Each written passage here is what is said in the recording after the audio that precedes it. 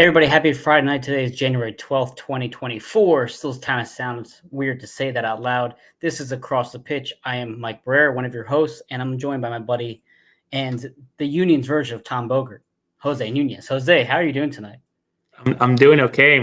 It's funny you mentioned that because I know it's probably cliche or weird to say, but like, dude, I swear to God, this week has been incredible in terms of the movement and the shifting and the pushing and pulling of levers that are going on between the players, coaches, the organization as a whole. That it's been a lot of news that are coming out, and I've been fortunate enough to be able to share it with the fan base. So that's been awesome. But my phone battery is not very happy. But all in all, man, it's been a crazy week, and gosh, we're so close to the Union actually being back. 43 days, I think.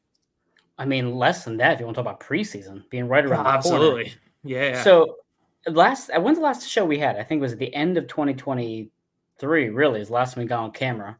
So it's been a lot to discuss. Obviously, Kai Wagner signs the new contract. He is back with the Union until he's about 30 years old. So if several years now ahead of us with him. Otherwise, the Union have been fairly quiet in terms of big news, big player news. They have obviously had some draft picks that may not have gone exactly how many people thought they would have gone. But it's been overall fairly quiet. Still no Bedoya news. We do have some breaking news tonight that comes straight from you, Jose. Do you want to lead with that tonight? Is that how you want to do it?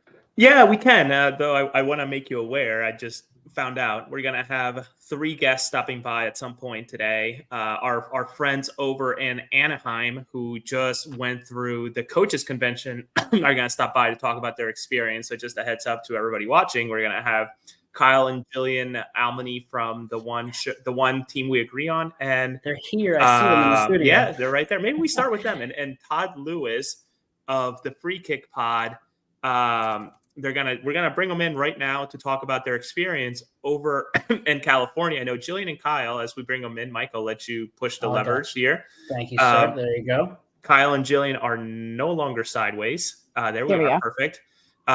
They're actually at the airport getting ready to depart California and make their way back to the beautiful East Coast, which I am sure they hated the West Coast, right? Yeah, no, it was a fun time. It was a really fun time. Yeah, of course, as we get on here, they start doing all the announcing, right? But no, we've got a while here, and no, it was fun on the West Coast, but it's gonna be good to head back home. So let me ask you this, Kyle and Jillian, if you can hear me fine over the person on the PA system. What was and Todd will be hopping on in a second. Tell us a little bit about your experience in terms of the faces, the names, and the conversations that you were able to have throughout your days in California. Well, I think for us specifically, we had Sky Eddy on, who works with parents in soccer and basically is parent education resource. And being in our sport, swimming, we were very big in parent education as well with sports. So it was a really enlightening conversation, I would say, just with that and talking about some of the things parents can do to help their athletes and coaches for that matter, and the coach-parent relationship as well, and that dynamic, and then just the barriers that still are faced. And then we had renowned sports psychologist Dan Abraham. Funny story, Gareth Bale, he wrote a book, and Gareth Bale, who is, of course, all Union fans, know very well, said his book changed his life. For the better, and credits him for changing his life. So we actually had a really good conversation just about sports performance psychology and just things that, like, young kids can do to develop and just athletes overall. And he was talking about some of his techniques, and it was a very interesting conversation about performance and then also burnout. We talked a little bit about burnout at the end. Yeah, and then we did 2 episodes with Todd.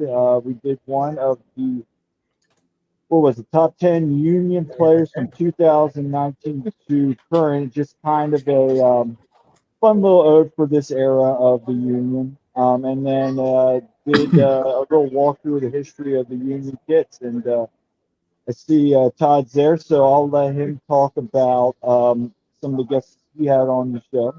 Yeah, and yeah, Kyle stole my thunder there. No, Okay. I'm just kidding. No, it was really great having these guests on.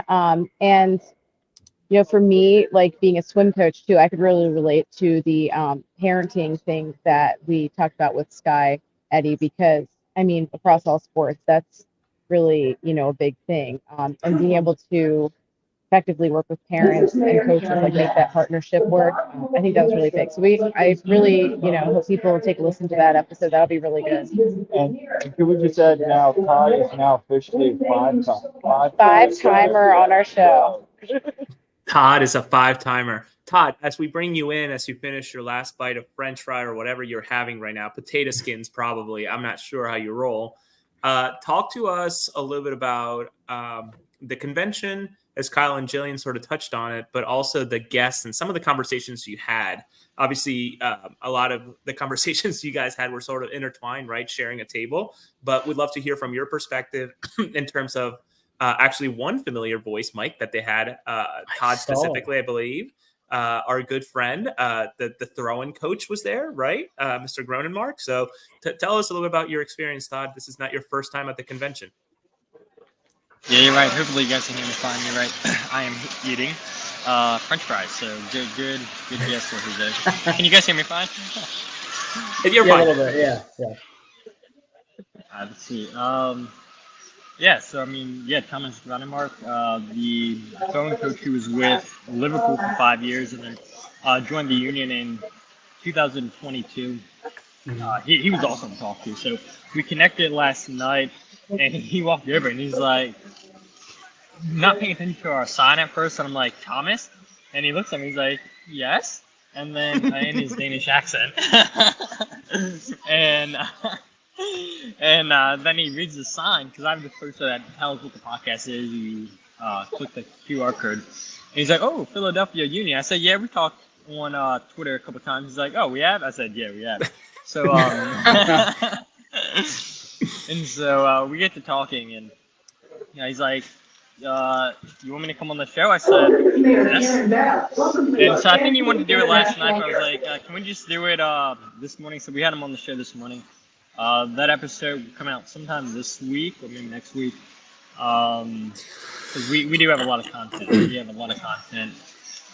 Thomas was one. We had brand new team was announced by MLS Next Pro. CT United FC. We had the owner on, Andres Swanson. Wow. Sorry, I forget his last name, but it's definitely Andres. He wanted to come on the podcast and talk about this new team. He's a very ambitious guy. He has aspirations of getting CT United FC to play in MLS one day. And I'm all for somebody being ambitious, but I'm not quite sure that MLS is going to be expanding that many more teams now. Money talks. Yeah, hold on. Happens, and I'm not too sure how MLS Next Pro getting promoted. Well, not promoted, but I don't know how finding that franchise works and everything, because obviously the franchise fees for brand new teams $600, $700, $800 plus. So being already affiliated with MLS through MLS Next Pro, I'm not quite sure how that would work, but he has aspirations to get Connecticut in MLS one day. So that was a great conversation. Who else do we have on? The days have flown by so fast. Rick Eddy, he works with the United States Soccer Confederation as a referee director. So he's in charge of referees and making sure that the referees are happy and whatnot. So that was a pretty cool conversation. I'm not sure if Kyle and Jillian touched on this, but we both had guests lined up that didn't quite work out. But making these connections with people, we had a lot of people stop by and say, "Oh, Philadelphia Union, they have a great team. I love Jim Curtin, or I love X member in the front office or coaching staff." Had somebody today come up to us and say, "Hey, do you guys know Erica Scher and Amanda Curtis, the two PR directors for the Union?" I'm like, yeah, why? I'm like, "Oh, I used to be an intern with the Union." Have no clue who this person was when they were entering with the Union, but it was pretty cool. Just a lot of people came by and said a lot of great things about Jim Curtin. I'm not sure if they thought we were associated with the union or not, but just a lot of great connections. Talking to Phil Wedden for a while last night. Nice. It was a great convention, just talking to people, making connections. And that's what I love. You know, you never know who you're going to run into. We saw Damian Lowe was apparently there today, and well, who wouldn't know that? Would have tried to get him on the podcast. I don't know how Erica would have felt about that, but you know, you take advantage of the chances right in front of you. But all in all, a great time out here in California. That's awesome. So sorry I walked away for a second. Phone's going burr right now with follow-up from The Bolivian Tom Berger. the news that just broke. Let me ask you, all three of you that are currently in California, as someone who hasn't been to, I unfortunately missed the edition of the conference that was in Philadelphia. Kyle and Jillian, you two first timers. Todd, this is your second or third time, I believe, with the conference. As a whole, holistically, would you guys recommend folks who are, I guess, a variety of folks? One, those that are well embedded into the sport / the league to go attend, and B, would, let's say, the average fan get something out of this per se? Maybe I'll start with you, Kyle and Jillian. I'll let you guys go first. I think definitely if you are involved with soccer teams in any capacity, from developmental up through, pro, I think you absolutely get a lot out of it. For the average fan, maybe if you're not involved, I mean, I think there's a lot of sessions that would be quite interesting and just the experience. But I think it's definitely geared towards people that are involved in soccer. I think we lost Todd. But to me, as someone who missed the Philadelphia edition of it, I wish I would have been there. Todd, would you recommend this to folks to attend? Obviously, it has a hefty price tag. You can always find your favorite podcast, also call it the Free Kick Pod, and get a discount code. But would you recommend it? I think I echo everything Jillian said. I don't know if Kyle and Jillian, I don't know if you guys checked out any of the seminars. So last year in Philadelphia, I went to a couple of them, Jim Curtin and Scanner. So of course, you got to support the Philadelphia people. But this year I didn't check out any of them just because we were giving such little time compared to last year. And if there's one negative that I have for the convention is, it felt like last year we were there from 8 to 8. This year, the first day, 4 to 8, and today, 10 to 4. And, I don't think that's enough time, honestly, to, go to some of the seminars, to fill in a lunch schedule in there, to interview people. And, I think we made the most of the opportunities that we were given. And I'm glad for that. And, if you're a college coach, a high school coach, a rec coach, there's so much you can learn here from the seminars.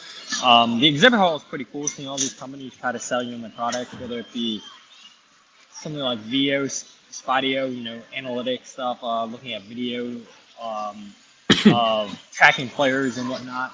A lot of different companies trying to sell soccer balls to you, soccer equipment, goalkeeping equipment. So, I mean, there's a lot of selling going on here. So, if you're looking to make a connection with one of these companies, maybe. But as your regular soccer fan, I would say no. Just your average Joe, probably not. I mean, like you said, $425 with their promo code for whatever podcast that you want to use the promo code for.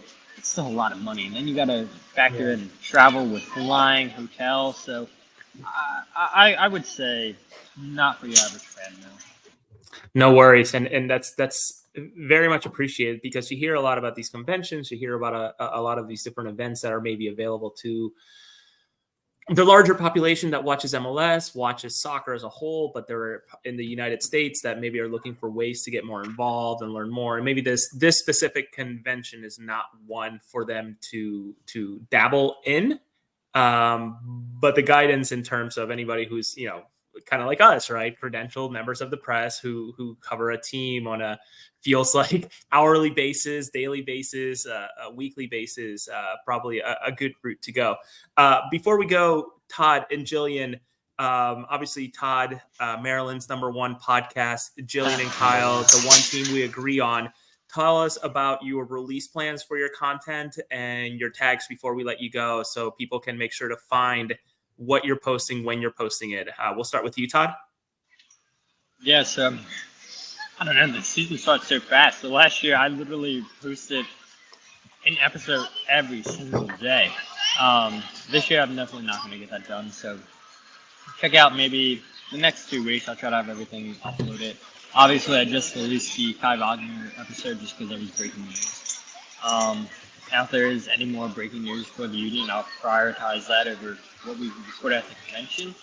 But I mean, yeah, the next 2 weeks, I mean, look for the episodes to get released 2-3 days after the first one gets released. So that's my plans. And you can follow the podcast on Twitter, Instagram, Facebook, at Free Kick Pod, wherever you get your podcasts, The Free Kick, and check out the YouTube channel, youtube.com/Free Kick Pod. And Jose and Mike, thanks for having me on the show again. And I don't know how many times this is for me, but hopefully I can get a part of that 5 times club like Jillian and Kyle, and somebody that we don't mention. Hopefully we stop letting them do podcasts because they have no reason being on podcasts.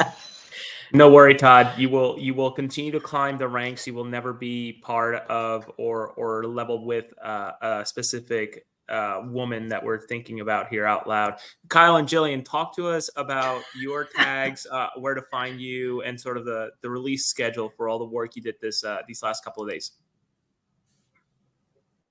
So you can find us at the One Team We Agree on Facebook, Instagram, and YouTube, and at TOTWAG on Twitter. And we have our conversation with Dan Abrahams is out now on YouTube and on Spotify and Apple. Tomorrow we are going to release our top 10 players from 2019-23. And then kind of like Todd, we'll probably give them a couple days and then release the other 2 episodes with Sky. So they'll be out this week. And we might be having a guest on at some point later in the week. So maybe another episode or 2 coming up here as well. Awesome. So lots of content. Kyle and Jillian, immediately safe travels on your way back to Pennsylvania Thank as you you. time travel and lose 3 hours of your life, I believe, as you make your way over to the East Coast. Todd, enjoy the 3 hours you're keeping, but then safe travels back to the East Coast, which is the better coast. Tomorrow, I think, is when you depart. Yeah, tomorrow, 100% East Coast over West Coast, dude. All right, awesome. We'll let you guys go. Thank you so much. Thank you for being there, representing independent media over at in Anaheim at the National Coaches Convention. Awesome stuff to see Philadelphia Union representation out there. Mike, let's talk about the breaking news, man. What a nice surprise. Look at that. I didn't expect them to be on the show. I loved it. No, listen, I've been in touch with them. I know that they've been doing great work out in Anaheim, representing Philadelphia and doing their thing. So it's awesome. It's awesome to see that they're involved and whatnot. But shift gears and I turn it over to you. Maybe that was my little surprise segment there. Let's break the news, Jose. So you posted on Twitter a few minutes ago by now, Tommy Wilson will be out as Union Director of Academy and Professional Development. I'll just shoot it back to you. I'll let you take the stage here. What have you learned from your sources? What is any potential next steps in the process for the Union? And then obviously your thoughts. This is a pretty significant news. Yeah, when we think about losses in terms of players leaving, coaches leaving, front office executives, front office members, etc., you think of a big blowback. But something like Tommy Wilson, or someone like Tommy Wilson, I should say, who has been at the Union since 2013, has helped create the machine that the Union have been, right? And in terms of the players, in terms of homegrowns, in terms of sales like the Aronson brothers, Mark McKenzie, onwards and onwards and onwards. He has been sort of the architect in it all. And Tommy Wilson, 62-year-old, leaving Philadelphia Union Academy. And I have 2 sources so far. I'm about to hit post here in a minute. I walked away on the phone as someone called me to confirm something. As I understand it, 2 sources tell me that he will be the new technical director at Charlotte FC. So that is a gigantic get for another Eastern Conference team in terms of Tommy Wilson. What can he do within the 24-25 soccer year? I'm not sure. But all in all, someone who has the brains and the experience to create something special, especially with a team like Charlotte that has an owner in Bob Tepper that is willing to spend the money. But does he have the patience? Well, that's the thing. I mean, the Union are the epitome of patience, of trust the process, if you will, the soccer version of that. So we have a comment coming in, wow, another cost-cutting measure from Franco there. And listen, it is pretty significant news, but also just in terms of a voice in the organization and how much his voice is probably a constant presence for the Union. You know, how do you replace that? How do you replace that experience and leadership in there? But at the same time, with many fans being maybe a bit disgruntled with how the Union had performed recently and how they've approached things with that money ball type of mentality, maybe a new voice in this is a good thing to maybe project us move forward. Actually, Jose, speaking of how the team has progressed, I know you posted about Andre Blake as well and his quote that he had down earlier today. Can you share about your post from Andre Blake? Yeah, let me shift windows here as I'm getting some more messages from people clarifying some reporting here. Everything's still good, but Andre Blake during Media Day, which was yesterday out in Miami, I wish it was closer to Philadelphia. He said, it comes down to the ambition of the club, and this was during Sebastian Salazar's Football America interview. It comes down to the ambition of the club. Is the club okay with just developing young players, selling them, and being satisfied with reaching those big games, but not taking the final step? However, if the club's ambitions are to really take the next step, at some point we are going to have to make a decision. And this is a response to a question that, like I said, Sebastian asked in terms of keeping pace with the different moves, right? As many Union fans and press have watched over the last couple of days, some gigantic moves by Cincinnati, gigantic moves by the Miamis of the world, and bringing players in that are going to be instant difference makers.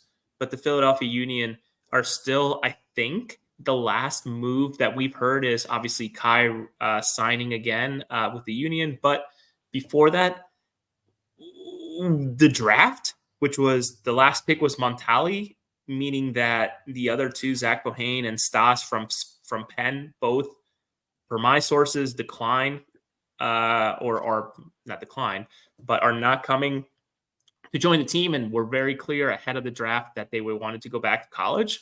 So, yeah, the team's not keeping pace, but that doesn't mean that all is lost. Do you want to address this question on any chance these moves have a future sale before I give my opinion on as well? Meaning what moves? Like Tommy leaving? And I would assume that's what's in reference to Tommy Wilson leaving. Yes. No, absolutely not. Tommy, my understanding is that Tommy has been looking for a different role or a different position abroad for a little bit.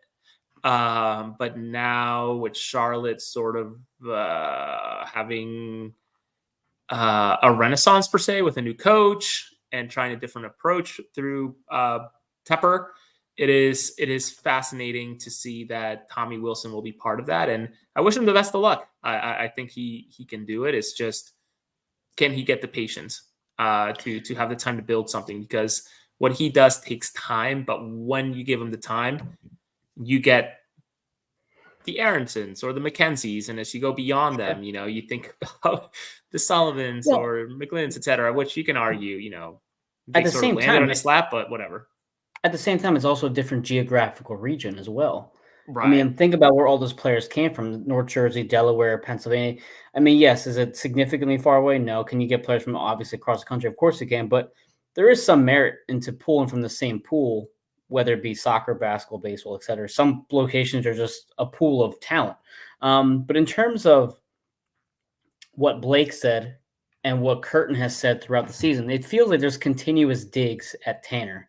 There's continuous digs at ownership about wanting to just take this team to the next level. And you're right. I mean, does money guarantee you're going to win an MLS Cup? No. We saw that with Toronto. We've seen that with other clubs across the league. Spending big doesn't necessarily mean you're going to make big money, but big victories. But at the same time, as Jim has alluded to multiple times this year, this team is still one superstar away every single year. These 11 players have to play at the same exact level every single match for 90 minutes for them to succeed week in and week out. Eventually, we need players that can take over a game, can change a game, like we saw with Miami this past year, like we're seeing with, even Columbus or other clubs that have had these, high name players. So I like that Blake is speaking up about this. Maybe Tommy Wilson leaving will change the mentality of ownership, that maybe they can't rely on that route anymore, that they have to start spending money and try to make a splash to keep up, because, you don't want to be the Oakland A's of MLS, because frankly, the Oakland A's haven't done anything in God knows how long. I can't remember the last time they were even close to being relevant. So it's good to see them push, but at the same time, it's very much like, well, we haven't done anything yet. We've re-signed Kai Wagner for 4 years. That's fantastic. But are they really just going to hope Carranza stays until July? Are they really just going to bank on Ty Baribo? Is Uwa just going to be the guy to run back again? I mean, there's still so many question marks on the team, even just depth-wise. We haven't replaced Torres. We haven't replaced Pereira. Damian Lowe, yes, he's a backup center back, but he doesn't change the offense. I mean, let's talk about preseason too as well. I mean, what are your concerns for preseason right now? Because we haven't seen anything significant that's going to actually make me think this team can compete for a title. Yeah, preseason's going to be interesting, right? Because you have the Union 2 guys coming in. You have, as I understand and I reported today, Perea. Sorry, I'm responding to something here. Some more people reaching out. Perea departing fully to New York City FC. So you still, when you think about the plus and minus of bodies that are going to be potentially immediate difference makers to this team or actually touch a blade of grass, you still don't have too much of a difference, right? Because let's not forget, Perea played all of 11 games, or 11 appearances, I should say. Most and it was of all within the first. Yeah, go ahead. all before July even happened, right? And then, July comes and shit, and they make a 7 or 8 game run in the League's Cup, and we don't have him as depth. So when you think about the plus minus, maybe Pariano is the only guy from Duke, which our good friend Mark Kelkenberg from Mark Kelkenberg Scouting mentioned that he is really excited that the Union gave him a homegrown contract. But beyond him, like everybody else that seems to be coming in is going to be probably a Philadelphia Union 2/bench player.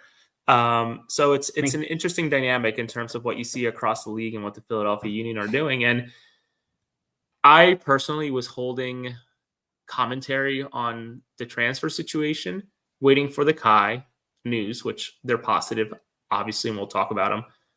But now hearing it from someone like Andre Blake and having talked to one player within the team right now, very surprised and not surprised that Andre went on and said that.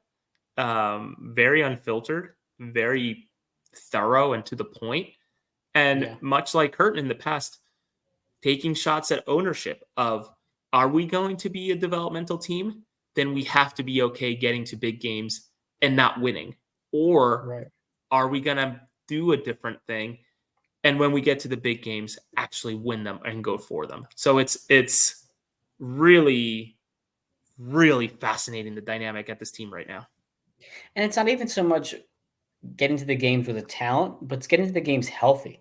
We saw a very long season last year with not just Unions across the league, and how many players were dealing with injuries and how long our season was. But this offseason wasn't exactly lengthy. We're already back at training. We already have preseason games scheduled for in a matter of a week and a half, 2 weeks. These players now have to restart their bodies and go forward. And there's just not a lot of depth. We still are going to have CONCACAF Champions Cup. We're going to have Leagues Cup again. We're going to have a bunch of what's the tournaments this year? We have Euros this year, right? We have Euro 2024. We have right now the Asian Games are about to kick off. The African Nation Cup games, which don't affect us with Olivier and Bison not being called up. You have the Olympics. You have Copa America, and Nations Leagues Cup, I think, whatever it's called, where Jamaica plays a semifinal and then either a final or a 3rd/4th place game. So There is a lot on the docket, and zero Right. depth has been added. I mean, unless you want to count all these Union 2 players, but again, it's frustrating, man. It's very much it's hard to compare sports because it's so hard to, like, say baseball is very hard to develop and be successful in because it takes so long to get through the farm system and whatnot. NFL is very much a 1-year turnaround. You re-sign some players, you add some depth on the draft, and next thing you know, you're in the playoffs. Right now, MLS certainly feels like NBA, where you just kind of are adding these key free agents and it's boosting your lineups. I mean, look at Miami. Miami went from being one of the worst teams in the league, and you put Messi on there, and suddenly it's like LeBron James stepping onto the court, and he's taking over these games. And the Union could very well do that, and they just are refusing to. And it's just like, well, you're going to run the players down to the ground. You're going to have to rely on Chris Donovan and Quinn Sullivan to play significant minutes and try to put some actual momentum moving forward for this team to succeed in. And I just don't buy it. I don't believe it. I mean, I can't imagine this team being a top 5 in the East. I mean, right now, is it too early to say top 5? Is there ceiling? If the Union are lucky, right? You think about the moves again that teams like Cincinnati have made. I'm actually convinced that Miami is going to approach the season as a tournament. How so? Find a way to squeak by without burning out bodies like Messi, Suarez, Busquets, Alba, Gressel. Make it to the playoffs, and then it's a 6-game stretch. That's and fine. They can win Look, it. Our buddy Kyle Wood, hi Kyle, says more Jesus, more party. He loves Bueno. I know Bueno is going to have a big year, hoping to have a big year, especially Bedoya is not back. But that's a very interesting way you put it, and that's very much NBA-esque in terms of load management. We see players not playing back-to-backs. We see players taking off. I know Kawhi has been part of that mix for a while. It kind of ruins the sport then, because you're not taking these games as seriously. All you got to do is make it in the top 9, and you have a chance to compete for an MLS Cup, especially when you have the talent like Miami does. But again, for this year, so we don't have Open Cup this year, right? Is that official, right? We're done with the U.S. Open Cup? Not official. Not official? They're still bouncing about what's going to happen. There was a disagreement in terms of MLS wanting to send MLS Next Pro, and then you have the U.S. Soccer Federation saying no, you're going to send your best guys. That's not right. That type of thing. So it's still in the balance. Though you have players like someone from Seattle, I forget his name, who's talking about how much he's going to miss the U.S. Open Cup. So who knows what's going to happen with the U.S. Open Cup? So that's a gigantic question mark. Well, the prize pool also would have to increase, I think, for the players to actually care more, for even the organizations to care more as well. Right. Yeah. And that's just it, right? The U.S. Open Cup. Listen, I'll put it this way, and I'm not going to go into this because I got torched by people saying that I have no heart. I have no feelings for tradition or nostalgia or whatever. TST, the 7v7 tournament, that was a craze this summer. Our friend Kevincho was part of a team with what's his name, former U.S. national team member, etc. Whatever. EST, which is a competition that just came up.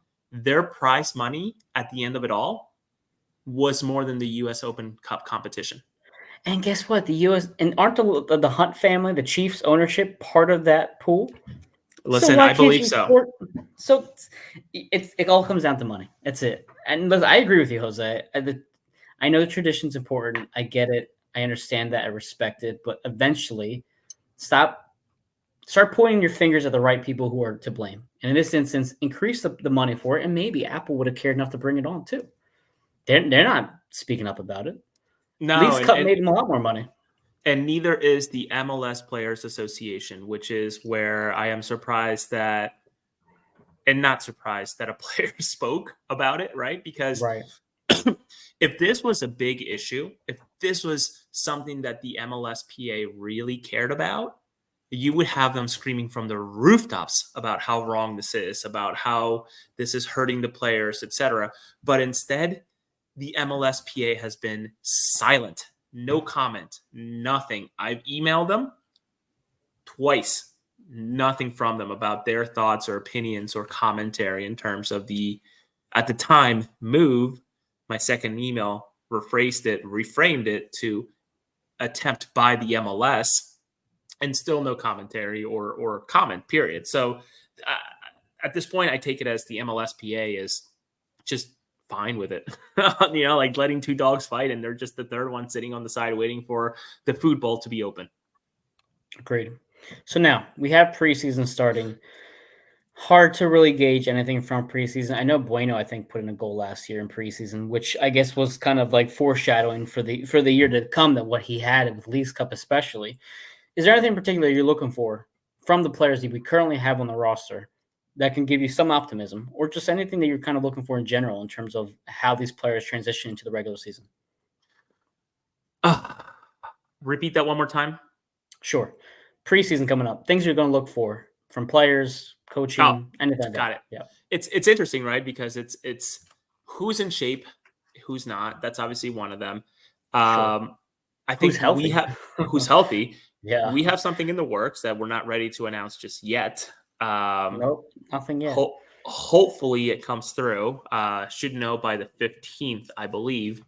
But really excited to see, some of these young guys that, again, not to, I'll pat my back, but whatever, break some more news. But, CJ Olney, Francis Westfield, Neil Pierre, Andrew Rick, David Vasquez, all these young guys coming to the first phase of the preseason and seeing how well they do as MLS Union 2 players going to preseason, playing against Brazilian giants. I don't think people realize how big of a deal this is. Playing against Flamengo, one of the oldest clubs in South America, with players like David Luiz and Felipe Luiz and Everton and Douglas Barbosa. Like, these are gigantic players. I don't think people are realizing how much of a big deal this is out in Florida, over by where the Tampa Bay Rowdies play. And Leo Fernandez, interestingly enough, still a player there, former Union player. Let's talk about one of the more important names you mentioned, though, Andrew Rick. So right now, Andre Blake's backup is very much up in the air. We don't have Bendit coming back. Obviously, Freese is out doing his thing in New York City. Re-signed. Did he really? Long-term with New York City FC for more than 2-3 years, I believe. Just to ride the bench? No, my understanding as I know, so I'm going to look at the stats a little bit better later, so don't crucify me. He sort of held the number one spot during the later stages of the season as they were clawing for a playoff spot. Good for Matt. The name that you brought up, Andrew Rick, is pretty significant, because if Andre Blake is gone for a bit of time with his international duties, we will have to rely on a very young goalkeeper behind him to cover our slack. I think Kyle and Jillian on the One Team We Agree on actually talked about this on one of their episodes recently. Who do you feel better with, Holden Trent or Andrew Rick? Unless the Union are planning on bringing in a third keeper that we're not yet aware of. But last year, hold on one sec. Last year, we saw the significance that is Andre Blake's absence. And he also dealt with an injury, along with every other player on the team dealing with injuries. You're really, I'm asking you kind of a difficult question. Who do you trust between the two of them? So what I can comment is that the Union tried for McCarthy. That I can positively share with the fan base. The Union tried. He was the number one option. What number 2, number 3, or number 4, if they even existed, were, I'm not sure. But they were really trying to bring McCarthy home. Financially, it made sense for him. I don't know what LA Galaxy offered him. I don't know what the promises were for on the field. Obviously, if McCarthy would have come to the Union, you can't promise him that he would be number one, because there's very little chance that he dethrones Andre Blake outside of US Open Cup, or while Andre Blake is out, or if injuries happen. So I can share that right away. Where Andrew Rick fits in, I know from our conversation, or my conversation with Marlon LeBlanc, head coach of the Union 2, heavy stock on Andrew Rick. Having watched a few of his games, he's the real deal. Watched him against Wrexham personally, in person. Watched him there. It was awesome against a very, very talented Wrexham team. Agreed. My understanding is that he was fast-tracked over Brooks Thompson, who was just released. And now he's at Philadelphia Union 0.5 with Nick Sikowicz or whatever his name is. And what's his name? Brandon Burke, I think. The Burke guy, former Bethlehem Steel head coach, and Marcus Epps over at Hartford Athletics. So the Union connection's even stronger there with Brooks Thompson added. Sure. Just because they wanted to make Rick the number one keeper for the Union too, because they love what they see. So I don't know where he fits in terms of him versus Holden. It would be very interesting to see how the preseason goes. I know that Andrew will be, like I said, should be traveling with the team unless there's some last minute changes in terms of who goes to Florida for the first phase before they come back on the 31st.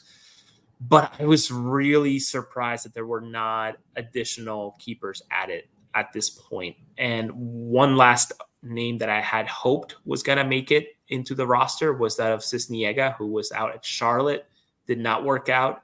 Former Union Academy keeper who went to LAFC, then Charlotte, and now to USL. So if they pick up somebody, it's going to be somebody really off the rack in the MLS/USL or from abroad. That's a little frightening.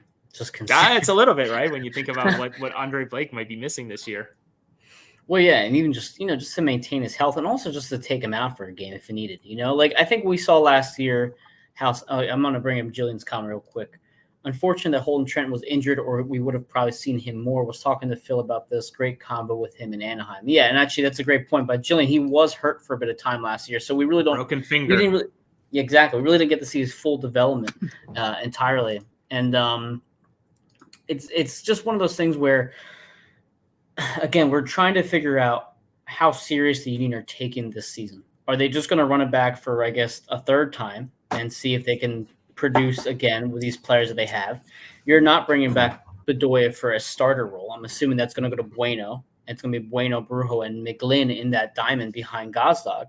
But we also saw how limited his team was without Daniel Gazdag in the lineup. And he was dealing with an injury last year, towards the end of the year, and I'm sure he was still dealing with it into the playoffs. So he's only had two months or so to heal up. He's going to have the Hungary duties, I'm assuming, if he goes international. So how do you make it through those games without Daniel Gazdag? It's just too many question marks for me. Again, the Holden Trent thing, I do think, and I agree with you, Jose, that Holden will probably be the third one in line behind Rick. I was impressed with his stuff against Wrexham. Granted, that's such a small vacuum of an opportunity to watch against a talented team like that, but still, he turned some heads. I thought a lot of people mentioned how good he played. But listen, we're approaching an hour now, Jose. I know already, and I haven't even we haven't talked too much. we haven't, but at the same time we have. What are some other things you're looking forward to as the season's now just a couple weeks away? I think we can go ahead and talk about it now briefly. There's not much more to go into. I don't want to, with you or with anybody in the fan base, talk about the morality behind Kai coming back. That's not for me to share with you where I stand on it, whatever. As a reporter putting my journalism hat right now, all I can say is that statistically on the field, him coming back is gigantic for Philadelphia. There is no doubt he would start in I think he would be number one on any team across the league, if not a very close second, maybe for one, in terms of Jordi Alba out in Miami. Excuse me. So I am happy he's back in that term, or with that specific, line of thinking. I don't know if you have any thoughts on Kai. I don't know how much further you want to go. That's all I really have to share. Willing to answer anything or any questions you want to talk about during the show, but I don't think that it's our place to talk about the morality of him coming back. If you want to see my opinion on it, you can follow me on Twitter at Ambrera1323. You can find me for that. I've been pretty vocal about it. I'm glad he's back. It also gives me a lot of optimism that at least this defense will be reliable. And also, let's kind of just put this out there now. Nathan Harriel should be starting on the right back over Olivier. I think he's earned that right. I think he's shown to be a much more dangerous player offensively as well as defensively for this lineup. We were really hoping, I know Kyle jokingly had said Olivier was going to be a most improved player last year. I said the same thing. I thought Olivier was going to have a great season last year. And I think a lot of us were left disappointed.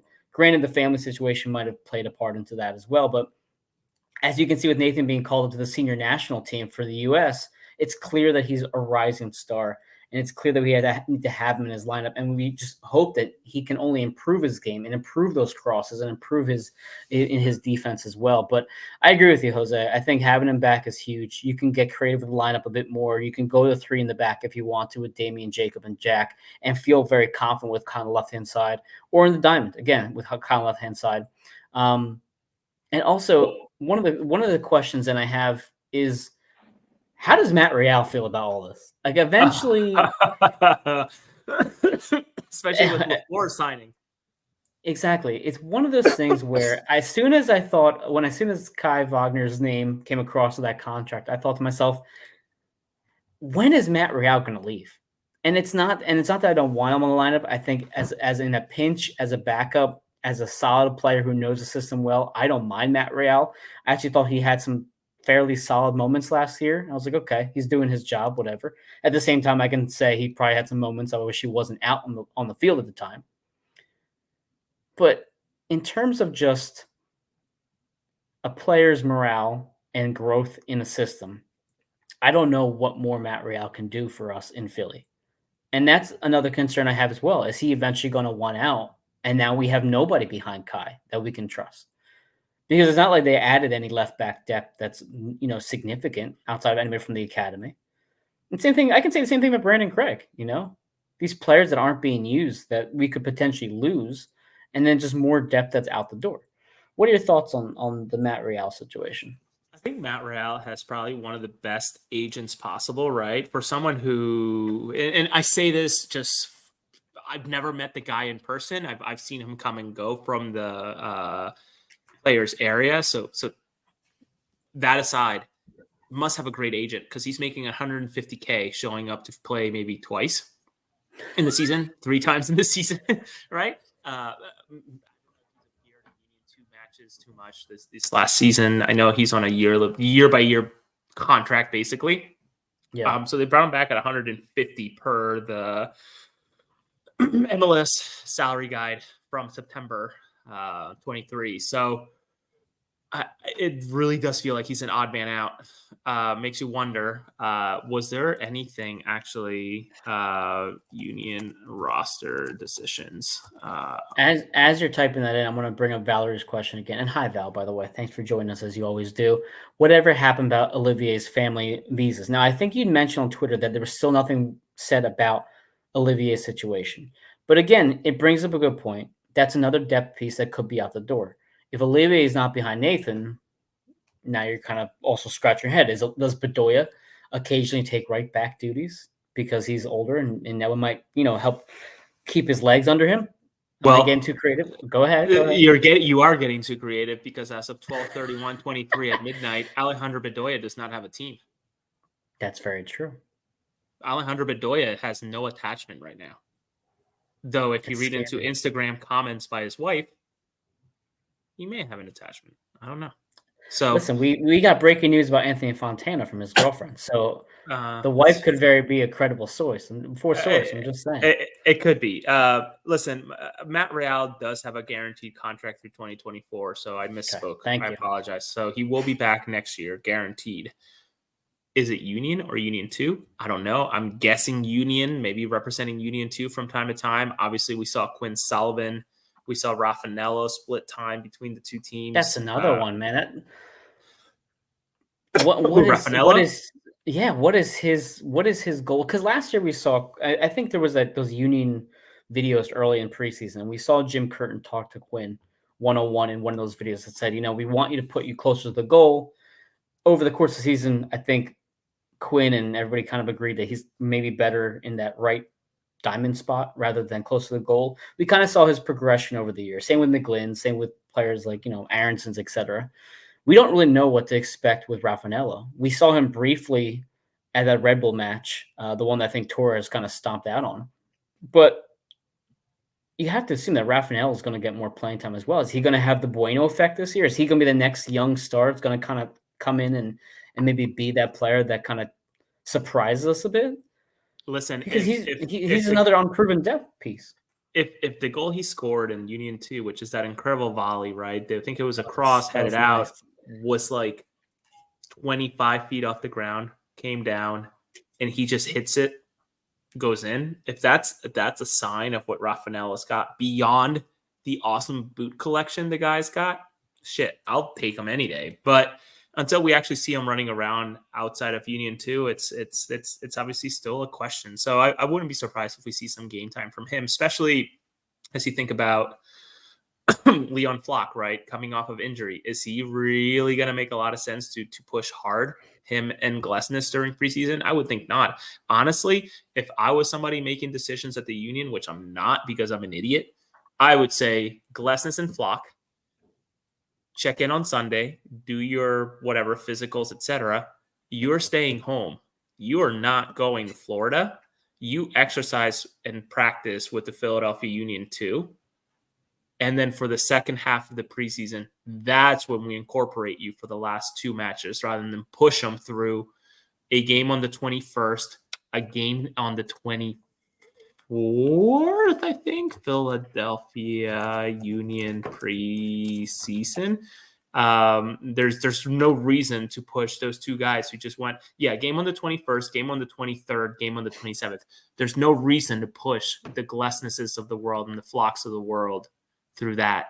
Just let them stay home. You're absolutely fine. You know what I mean? So let them rest. So that's where you see a Rafael slide in for Flock, for example. And you mentioned the stay home. I mean, let's talk about the travel alone. You're going to Surprise at the start of the season. I mean, there's going to be significant miles going to be put on these guys' legs again, like we saw last year. It was just crazy. I can't remember the mileage number now off the top of my head, but it was several thousand that was probably took a toll on these players after a while. You know, anything to keep them home, fresh, that kind of stuff, I'm all for it. It's not even just the players playing well. I want to see our players healthy. And I think that's one thing that was just so frustrating to see last year. I think a lot of times you're like, oh, great, this person's back. Leon Flock's back, or Daniel's back. But guess what? Julian has this, and Bedoya has that, and Andre Blake has this. Stop talking Bedoya. Stop talking Bedoya. You're right. You're right. I know it's a habit. It's a habit. I can't stop. Erase him from the Union roster. It's awful to say, but I think us as press people need to, as of right now, as of 12:31, when the clock hit midnight, we were all celebrating at midnight. Bedoya was outside of the organization period, just to have that frame of reference. You're right. You're absolutely right. But no, the point being, though, is you want to see these players at least stay healthy. That's the most important thing. And listen, if you have young, talented players like Bueno, Raffanello, McGlynn, you're going to ask a lot of them to just carry the load because they can physically handle it compared to maybe slightly older players. But again, a lot of speculation right now. The offseason is still open. We're not sure if the Union add any other pieces or make any more moves. We'd hope so, just considering how much we have. I think yes, go ahead. I think there's going to be one more.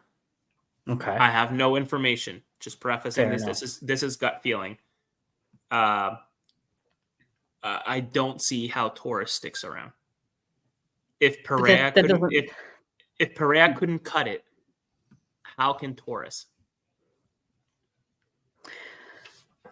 I know Kyle was high on Torres' appearance late in the season. I can't remember which game it was right now off the top of my head. Oh, yeah. He assisted, I think, that Leagues Cup semifinal. He did as well. Is there a chance that they figure out how to use Torres effectively this year? Because he is still on the roster. No, of course. I mean, both of them. Well, Perea, as I know it, is not. He's gone. That deal's signed. That's done. I see this question. Thoughts on Baribo? That's a fascinating question. May I start?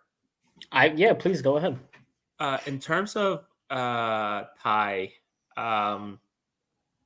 it can't go without saying that I think a lot of people were disappointed on the way that his second half of the season, which was his only half that he's had so far, went, right? Only playing like 100 some minutes. That wasn't a whole lot. I think his debut was what, like a minute, right? He came in, No, it came in, was 3 sprinted, seconds. yeah, came in, sprinted to the corner, and then it was over. And actually, he was like chuckling because I was actually in 140 with the Keystone Ultras, and we're like, oh shit, he's coming in for like the last 3 minutes. What's the point of this? And then one sprint or whatever, and it's like, oh, it's done. Oh, okay, whatever.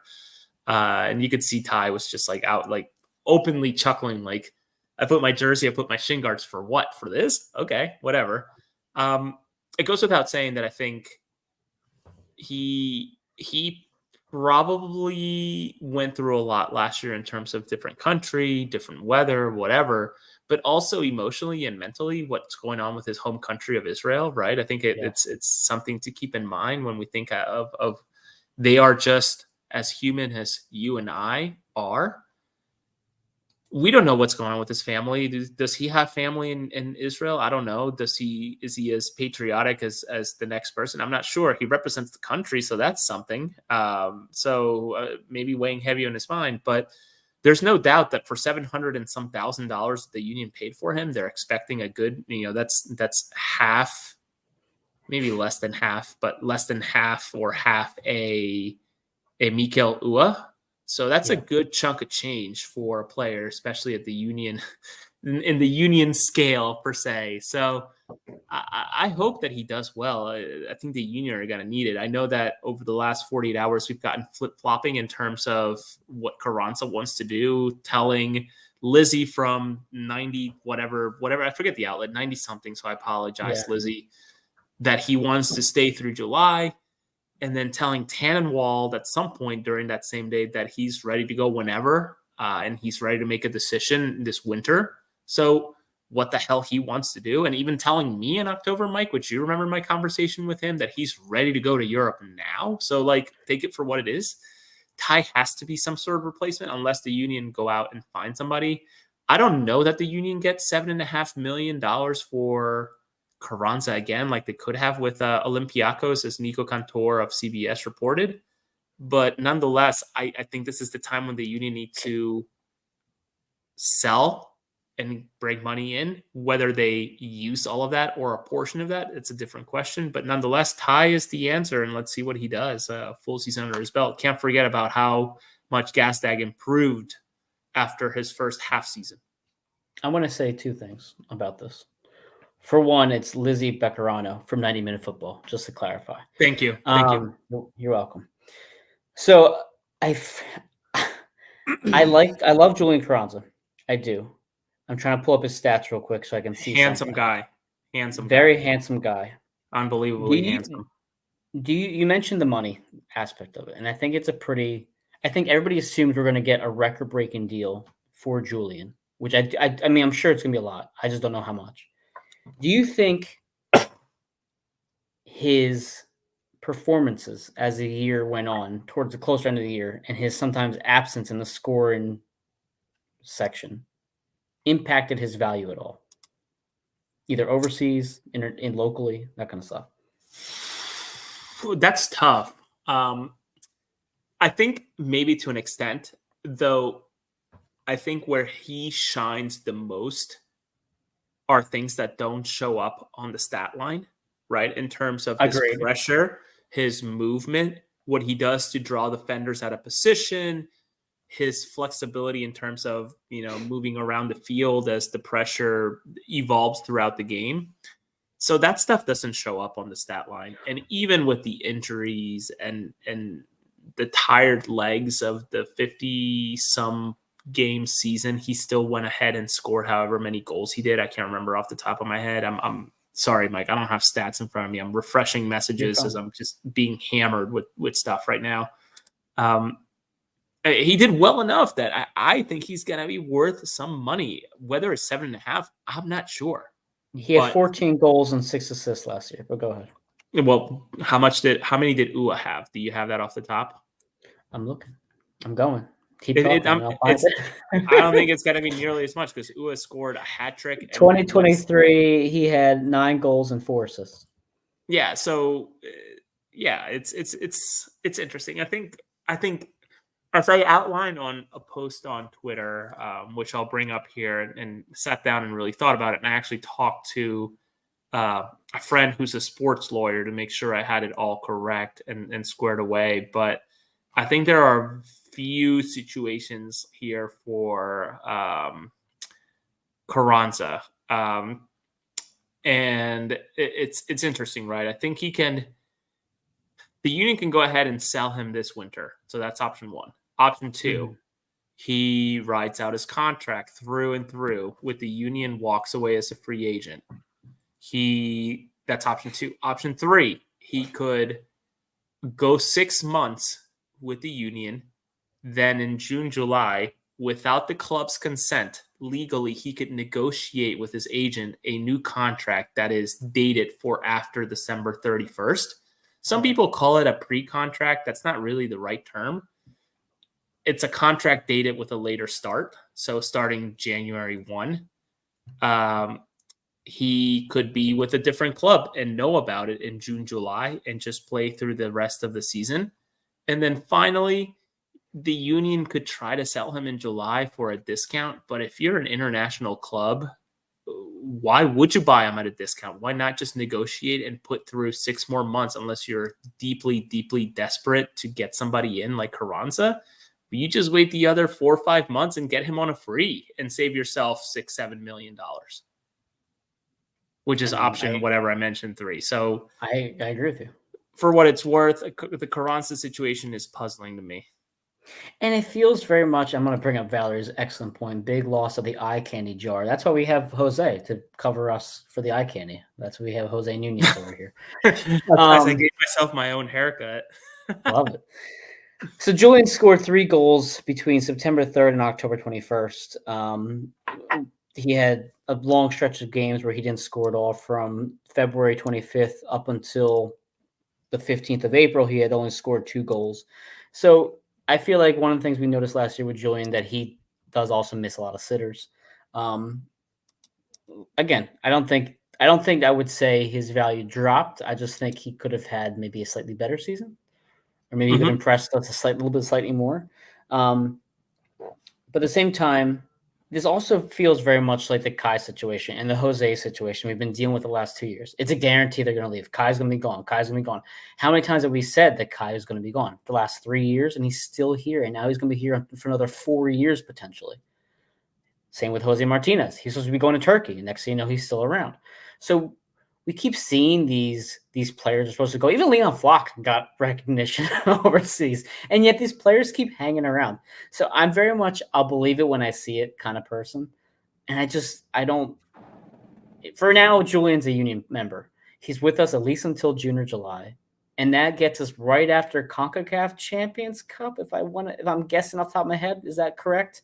That he could be there for the final for the Champions Cup in June. Potentially, yeah. Potentially. So maybe that's his service to us, and then so be it from there. Any last thoughts, Jose? We were now an hour and 3 minutes. So yeah, I'm sorry. You're fine. It's been a hectic day. My brain's been firing all day, just digging leads and providing the reporting I've been providing. I think the union are not done making moves. I think that's for sure. I don't think they have a choice, but go ahead. I'm reading Val's comment one more time here. What a funny, not McCarthy. Where is it? This one. Yeah. I know Paula may would be upset when he leaves. Yeah, Carranza is a whole snack and a half. That's for sure. Yes. The union have to make moves, whether they are what the fans want to see or what the press want to see done. That's a completely different conversation. However, fair. Ernst Tanner and Jim Curtin have been at the helm for a little while now. Yes. They seem to know what they're doing. So, do they? Well, when we keep on hearing, Mike, you and I as press members, and that's what I refer to as we, when we keep on hearing that the union have been the leaders over the last 5 years in point accumulation, I would argue yes. But when you speak to the fan base, they want to see hardware, because point accumulation does not equal hardware or silverware, whatever you want to call it. It doesn't equal trophies. I don't want to be the Atlanta Braves of the Sure, MLS. man. Dude, I totally get that. Believe me, and Andre Blake doesn't want to be that either, as he's talking over at the National Coaches Convention, right? Like the union have to make a decision. Are we gonna get young players and sell them when we get to big games and be okay with losing because we're selling and not investing? Or are we gonna invest and get big players? So like I get that, totally get that.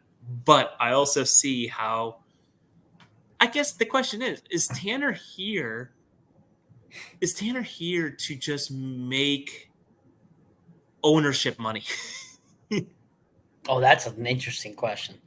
I like that question.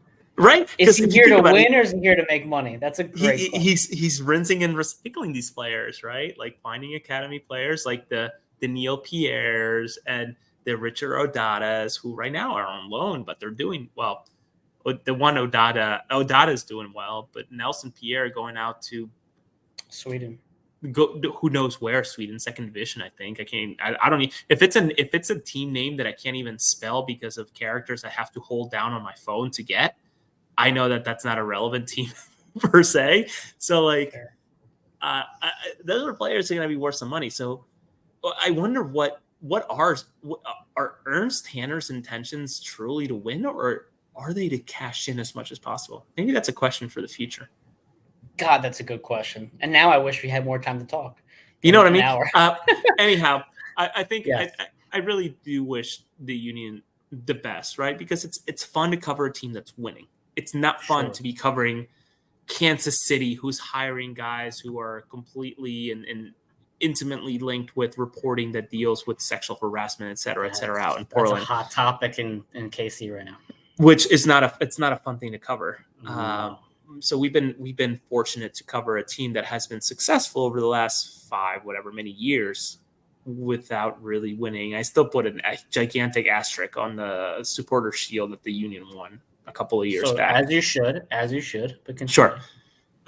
So I wish them well, and I'm excited. On the 21st, they face off Flamengo. I think, again, we have nothing to announce yet. Waiting on the 15th for some stuff that I think might be happening. Mike, might be happening. Tip your head a little bit. Might be happening. That's only a teaser we're gonna give. The season is coming fast, and the market doesn't slow down, though.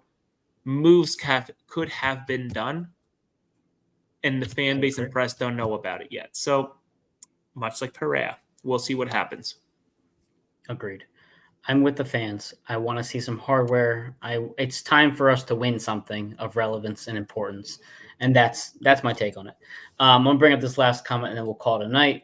We have from Valerie, you two are teases. It's got me in trouble playing times and for reasons outside of soccer. So I'm going to leave it at that, Valerie, with the teasing. All right. So this is across the pitch. I'll say one last thing. Go ahead. Yeah. Then I'll plug us. Go ahead. Whatever you guys do as fans who are watching us, A, thank you. B, thank you. C, continue to support your local journalists / independent journalists like myself, Mike, Dave, who's not with us tonight, Kyle and Jillian, Todd. Independent journalism, I think.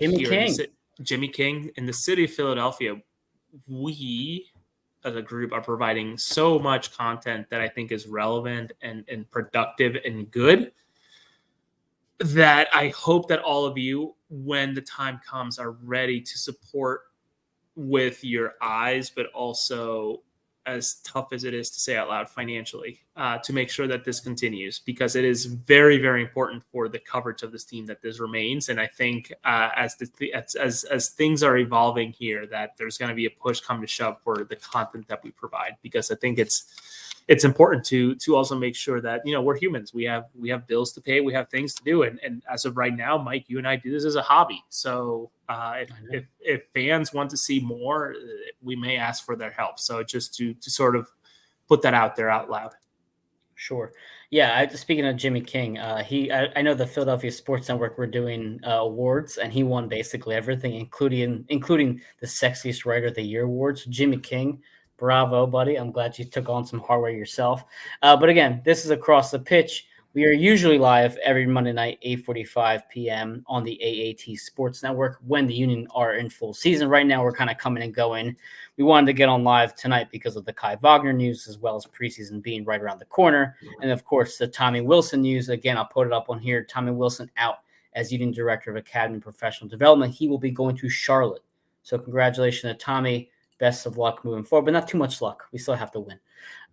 Again, Jose Nunez. Jose R. Nunez 91 on Twitter. He's been basically the Union version of Tom Bogert these past couple weeks and months. Please follow if you don't already. I don't think people realize, and maybe I don't do a good job of advocating for myself, so I apologize. But that followers number is so important when it comes to accreditation or relevance, or even really that it's so sad to say, but that number is so important for what it allows me to do in terms of coverage. So if you enjoy my content, whether you're on Reddit, Twitter, or Facebook, and you have a Twitter and don't follow me, please just hit that follow button. It really does help out my ability to get through the door on a lot of opportunities. You're catching up to me now, buddy, in followers. I'm proud of you. Thank you, Mike. Thank you. Of course. And then lastly, I am Mike Barrera, mbarrera1323 on TikTok and Twitter. TikTok goes on mute for a while during the offseason, so I'll probably post more things come regular season. But also, I'll be covering Seton Hall versus St. John's on Tuesday night, going up to the Rock in Newark, New Jersey, on Tuesday night to cover them. As you see me on Stream Punk Entertainment's website, I'm doing. I'm so happy for you, Mike. I love it. You've missed it. You've had that itch on your neck for so long now. You've been wanting to get back to it, and I'm so glad you are. Soccer comes easily to you. Basketball comes easily to me. That is your bread and butter. This is my bread and butter. So I'm very excited to be back. Actually, hopefully, interview Coach Rick Pitino that night in the press conference. So no it's a big one for shit. Me. That's gigantic. If he comes to the media, I'll try to ask him a question. But again, this is for us. Yeah, go ahead. He's 70s. Old, isn't he? Legend of a coach. Well, man, I feel like I've seen him forever. Sure. Louisville, Kentucky. Wow. With St. John's now, Iona. A little bit with I think I want to say Providence. I want to say that. Maybe I might be wrong there. He's been around. Pitino's been around for a long time. He's very much a staple of college basketball. But again, this is not a college basketball show as much as I wish it was. This is Across the Pitch. Thank you for joining us tonight, everybody in the comments. Happy Friday night. Go Union.